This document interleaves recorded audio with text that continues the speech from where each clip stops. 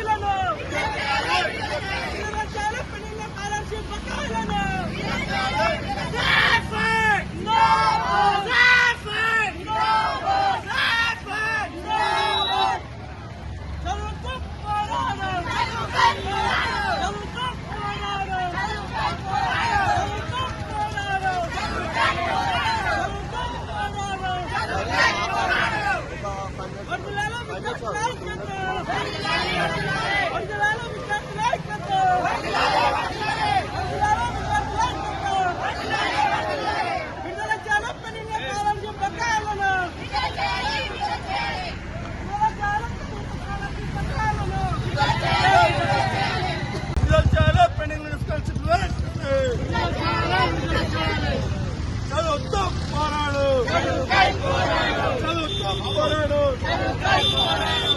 రమేష్.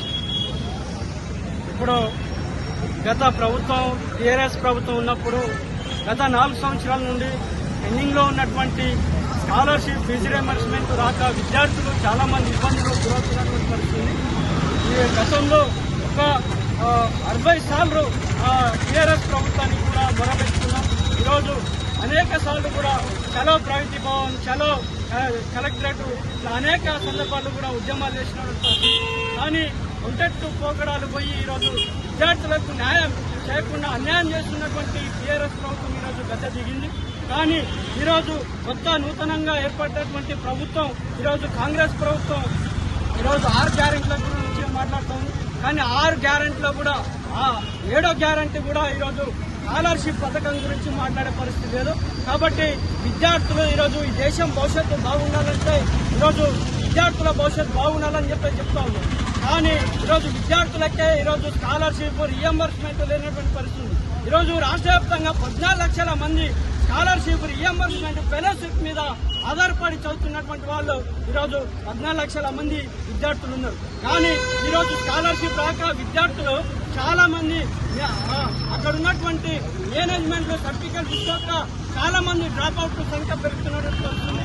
కానీ ఈరోజు ప్రభుత్వం ఇవన్నీ పట్టించుకోకుండా ఈరోజు ప్రజానీకానికి ఏం కావాలి, ఏ ఉచిత పథకాలు కావాలి, ఎలాంటి పథకాలు పడితే ఓట్లు వస్తాయన్నటువంటివి ప్రజ్ఞలు చేస్తుంది తప్ప ఈరోజు ఇక్కడ ఉన్నటువంటి చదువుకుంటున్నటువంటి ప్రతి విద్యార్థికి ఎలాంటి విద్య అందించాలి, వాళ్ళకు స్కాలర్షిప్ రియంబర్స్మెంట్ ఎన్ని దఫాలుగా అందించాలని చెప్పేసి ఈరోజు కనీసం మాట్లాడే పరిస్థితి లేదు.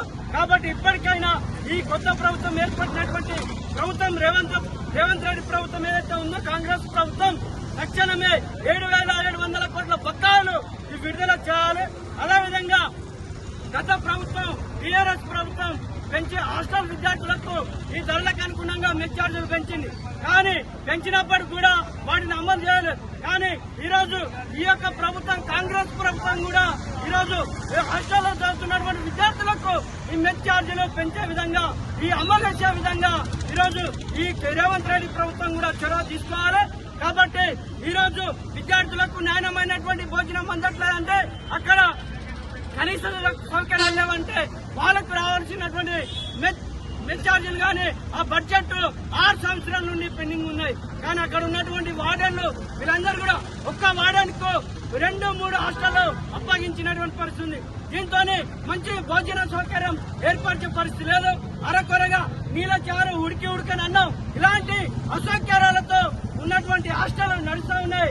కాబట్టి మాకు మెస్ ఛార్జీలు రాలేదు కాబట్టి విద్యార్థులకు అసలు నాణ్యమైన ఫుడ్ ఎట్లా ఇవ్వాలని చెప్పేసి వాళ్ళు మొరబెట్టుకుంటున్నారు. కాబట్టి మనం కూడా మేము విద్యార్థి సంఘంగా మేము కూడా ప్రభుత్వాన్ని డిమాండ్ చేస్తూ ఈరోజు పెంచినటువంటి మెస్ ఛార్జీలు ఏవైతున్నాయో దాన్ని అమలు చేయాలి.